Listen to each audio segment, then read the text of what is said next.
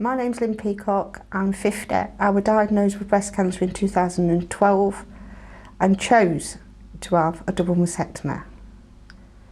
Probably think I'm mental. At the time, I wanted it done because I couldn't live with the fact that it was cancer. They tell you that you've got cancer and you just go into modo mood. I mean, I was 50, my son had grown up, just moved out, got a job, lived in Loughborough, worked 5 minutes away from where I were, going out for my tea. Just starting to get my life for me, and then bang. So I thought, right, the word cancer is a scary word. We have lost 9 people. We lost 9 people in 8 years with cancer. The youngest one was 40. So I didn't want to take a chance when they said pre-cancer, the right side. To me, that's enough to say no. If I'm going to lose my hair and I'm going to be ill, let's do it in one go. Not let's go 6 months down the line and think to yourself, well, you know, or going to bed every night thinking, is it come back? Every little lump, bump, that just, I couldn't live with that. I do appreciate what the doctor was trying to tell me now, but at the time I just, you know, think about what you're doing. No, I don't want to think anymore. If you don't do it, then I'm not having the left side done. I felt a bit stupid because I didn't feel the tumour that were there. But like, it's the most scariest thing, you know what I mean? I didn't want to go for a test. I don't have tests. I don't. I'm one of these people, well, no. Cancer smears, no. Mammogram, nah, I'm not going for that. But my sister kept moaning at me because she'd had breast cancer. And so more or less she dragged me, let's say. She threatened me. You don't come, I'm going to drag you there with your hair. So off I went, like a good little girl. I went in and come out crying because I said she'd hurt me, complaining like a baby. My sister said, you're flat-chested, get on with it. Shut up, you'll be all right, get in the car, let's go home. So we did. Waited for the letter to say, you know, you got all clear. Every morning, got up, oh, good news, it ain't there. Then a big thud on the door and you think, I don't look good. Turned it round and realised it from Glenfield.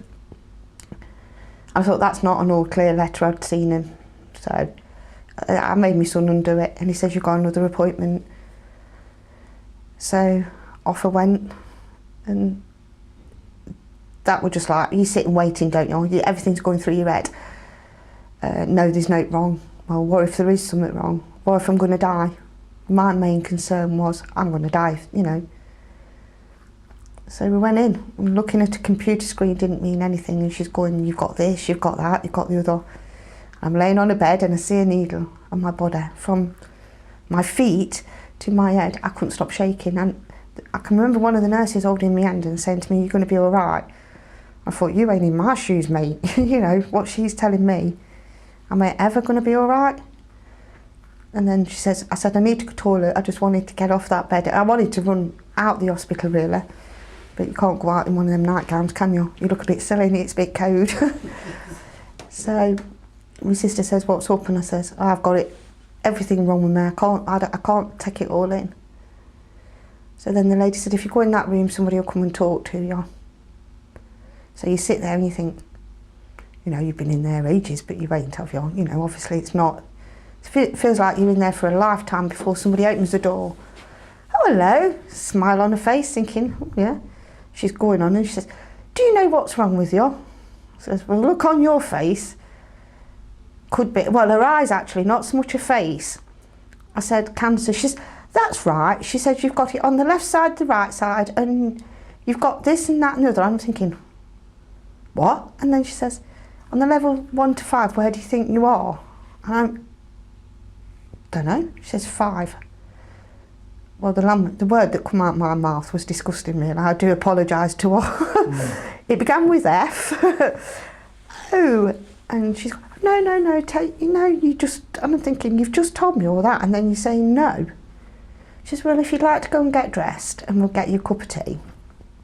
And we'd laughed about that, me and my sister. She says, oh, if they give you a cup of tea, that's when you've got bad news. So of course, when she seen the tea coming out from there, then they let my sister come in with me.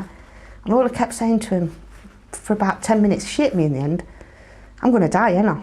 I'm going to die, ain't I? And she turned around and whack, shut up, she said, listen to what they're telling me. So that was it. But I was just so angry because one, I hadn't noticed the tumour. Two, I felt okay. I was just getting my life back. I'm 50-year-old, you know. I've always worked, I've always been a single mum. Nah, you ain't going to do this, you know. You couldn't be that cruel. We've just lost my cousin, you know. But hey-yo, one there. But I thought both sides. I mean, I know I've always had I've been flat-chested and not had big boobs, but I didn't want this sort of a boob job. You know, but then you get on with it. You start to, then your life completely changes.